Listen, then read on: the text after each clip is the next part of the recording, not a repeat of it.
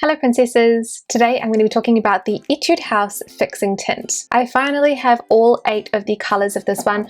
It took forever for me to actually source number 6, which is Soft Walnut. I don't know why. I don't think it's a particularly new or exciting colour, but I just could not get hold of it. It is the one I'm wearing at the moment though, which I'm kind of falling in love with. I haven't had it for very long, but I'm like, oh, this is nice. Although I haven't had the last one for very long, I have had all of the other 7 colors for like 2 months now. So even though I've only just gotten this one, I feel like it's okay to do the review for them now because they all have the same formula anyway. So for this review, we're going to have a product description, packaging, swatches, and then final thoughts. So if you'd like to skip to any of those points, please do so now. So for the product description, it says, this lip tint's Hydro Matte formula offers long-lasting wear. The weightless texture blends smoothly on the lips without transferring onto your face mask. Available in 8 colors. The packaging of the tints is very simple. They come in the same color outer as they have on the inside, and they have a doe foot applicator. There isn't very much more to say about the packaging because it is very plain, but I do appreciate the fact that they have the English name and number on the back of the packaging as well, which makes it really accessible for the international people who are buying the product. And I also really appreciate that they have different colors. So even the colors that look similar still are, you're able to tell them apart by color, and also they've got the titles on them. So that really helps me. And anyone else who doesn't speak Korean, of course, as well. There are 8 colors in the collection. I believe that they came out with 5 initially and then they added 3 more at a later date. I think that there's a really good variety of colors. You don't have the traditional pink, red, and orange for the Kbeauty selection, but I really like the inclusion of things like the cranberry plum and the dusty beige. The pinks aren't the normal kind of pinks that you'd normally see in Kbeauty ranges as well, so I think it's a really nice broad spectrum of colors too, which is great. Number 1 is called Analog Red, and I'm going to be doing a gradient as well as a full lip cover with all of these looks. So for the gradient, you're just putting it in the middle, and you can actually just kind of stick your lips together to blend it out. These are super easy to gradient, which is really great. So this is how Analog Rose would look as a gradient. I think this is a really good color for me because it blends in really nicely with my own natural lip color, and it's a nice complementary shade. But it's super easy to gradient as well. They have a really great texture. And then for the full lip cover, this is how you're looking. The lipsticks are really easy to apply. The doe foot applicator works really well, and I find them very quick. It's really easy to get a nice crisp line, and I feel like in general it's just a really great application. For this color, I don't like it as much as a full cover. I feel like it's kind of like a brownish muted petal rose color, and it's not really my favorite. It might be really nice for autumn though, and it's definitely a great color, just not my personal preference. In terms of the finish on the lips, they are matte. They do dry down to that matte finish pretty quickly. I can still feel a little bit of stickiness, but it's drying down pretty fast. Once they do dry down fully, they are a little bit crunchy on the lips, so if you are like me and you have very wrinkly lips, you are going to see the wrinkles and the flaws and the flakes. So they're not the best for people with lip issues, double quotes issues, unless you have really perfect plump lips. But they are not bad. They don't make them look worse than they already are. They just don't cover up any existing flaws. So it's something to bear in mind. So this is number 1, Analog Rose. Number 2 is called Vintage Red. I actually quite like this one as a gradient or a sheer lip cover. I think that it looks really nice with my skin tone, and it blends well with my lip cover as well, which is really great. And this is how we look as a full lip cover. It's probably not my favorite as the full lip cover because it's kind of just like I would say like a bland red.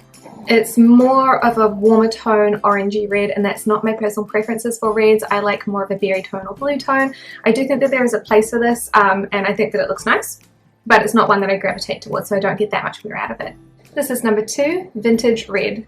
Number 3 is called Mellow Peach, and this is how we look as a gradient. I think that this one gradients quite nicely because it has a lot of pink tones to it, even though it's not a pink color, and I think that it meshes well with my own natural lip color too. So I like the way that this one gradients. And for a full lip cover, and this is how we're looking for the full lip cover. I think that the color is really nice. It's a beautiful like peachish color. It's bright enough that it gives me a sense of like having a bright lip color, but not so bright that it is too attention grabbing, in my personal opinion, for my own skin tone. It's something that I could wear with an outfit and not have to try and match the outfit together with the lipstick, which I think is really good. So this is number 3, Mellow Peach. Number 4 is called Ginger Milk Tea. This one is a really interesting colour. I don't think that it gradients that well for me personally because it's not close to my own skin tone, so I feel like the difference between my outer lip colour and the lip colour that I'm prone up and on is really different, so I don't think that it blends that well. However, it does look really nice as a all over thin layer. So if I rub my lips together a little bit more to distribute the colour, you get this really nice sort of like diluted orangish colour that mixes well with my natural lip colour, which I think is really pretty. For a full lip cover, I'm not actually sure about this one. It is quite different though, which is really nice. It's kind of giving me like more of a caramel brown kind of colour, and again, not really a brown wearer for the most part, so when it's a different lip colour like that, I usually have a few issues wearing it because I don't know what to put it with, like if you get a really different color of like clothing and you don't know what to pair it with. I don't think that the color is ugly. I think that the color is actually really cool. Like it's very interesting. Is it a good color for me? Honestly, I think it probably looks quite nice with my skin tone. It's maybe not so great with the colors that I'm wearing at the moment, which are more pink based, but I do think that the color itself is really pretty, so I will give it that. Will I use it that much? Maybe in autumn a little bit more. So this is number 4, Ginger Milk Tea. Number 5 is called Midnight Mauve. I have got a little bit of foundation on my lips at the moment because they are a little bit stained. I've done some other lip swatches today too, but I generally do like how this one looks as a gradient anyway. And here it is as a full lip cover as well. Again, I really like this color. I've been using it for quite a while because this one was actually provided for review by Yesstyle last year. So I've had it for, I think, since November now. And I think it is probably my favorite color out of maybe all of them. Because it is like a nice dusty pink. So this is number 5, Midnight Mauve. Number 6 is called Soft Walnut, and this is how we look as a gradient. It actually works quite well as a gradient because it is quite a lot deeper than my own natural lip colour. Maybe not my favourite, but it does work well. And here we have the full lip cover. I'm not actually sure about this one because it is the one that I had to wait quite a while to get. It was just out of stock everywhere, and so I've had all of the other colours for a few months and then just not this one. It's kind of like a brownish burgundy. Honestly, I think that it looks quite nice with my skin tone. Will I wear it? Maybe, maybe not. I don't know. It does look really nice though. I will give it that. So this is number 6, Soft Walnut. Number 7 is called Cranberry Plum. This one works so nicely as a gradient because it is a lot deeper than my natural lip colour, but it is a tone that blends in really nicely with the lip colour as well. So I really love this one as a gradient, and I use it with some of the other colours as a gradient too. And this is how we look as a full lip cover. Again, a really nice colour. I think that it looks quite nice with my skin tone, and I get a lot of wear out of it. It's a nice easy colour for me to use as a gradient, a sheer cover, or a full cover as well. So I like this one a lot. This is number 7, Cranberry Plum. Number 8 is called Dusty Beige, and this one is kind of like a beige pink. So this is Dusty Beige as a lip gradient. Again, I have some foundation on my lips because they are a little bit stained, but it doesn't provide very much colour to my natural lips anyway, so I feel like it is a pretty good comparison. It's probably not one that I would use as a gradient by itself. Like most other lighter colours, I would put this one all over my lips and then use a darker colour to gradient on the inside anyway. But it does look pretty nice as a sheer application too. But here's how we look for a full lip colour. This one is pretty unusual for me. It's quite like a greyish beige pink. I guess it's not beige, like a neutral cool toned pink. It's not one that I have very many of, and for that reason I don't get as much wear out of it because I'm not really sure what to put it with. I do think that it goes nicely with the blush that I'm wearing at the moment, which is from the Sleepy Tiger collection, and that one is quite like a cool pink as well. So I think that those are really complementary colours together. So actually with the makeup that I'm wearing today, which is the first time I've tried this blush and this eyeshadow combination, it looks quite nice. So maybe I will get a little bit more use out of this one. But this is number 8, Dusty Beige. So for these ones, I really like these tints. However, I'm not 100% sure if I'm going to keep all of them. If I look at the product description, there are a few things that I agree with and a few things that I maybe don't agree with so much. So it says that it has a Hydro Matte formula, which means that it's kind of like a hydrating matte. I don't outright disagree with this. They definitely look matte on the lips and they definitely don't feel drying. Are they hydrating though? No. But are they specifically saying that they're going to moisturize my lips? Also no. And that they offer long-lasting wear. This is also mildly true. I feel like for me in particular, these would last 4 to 5 hours if I didn't eat or drink anything. I am a hungry person, so I don't really go that long without eating for a lot of the time. Like I do snack.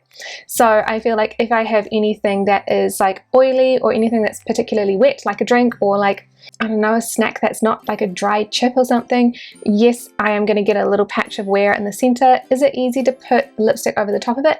Yes, but because of the mattifying formula, I feel like reapplication is a little bit tricky. I feel like I can get a little line of buildup if I keep reapplying the tint over top of existing tint. So I feel like if I wanted to reapply and have it look perfect, I would need to take off the entire tint, especially on the darker colors. However, that's not something that I can reasonably do in a day where I'm out. Luckily for me, I come home in the middle of the day, so I can take the tint off and reapply it and it's not a problem. But for those who are taking it to an office, maybe not the best solution. If you're really careful with it though, it's fine. It's just, you know, like if you're reapplying the whole lip, it does tend to build up in places where there previously was tint because it's still there. You win some and you lose some. I find that that is really common with products that are meant to last all day on the lips, unless it's like a watery tint which is staining the lips.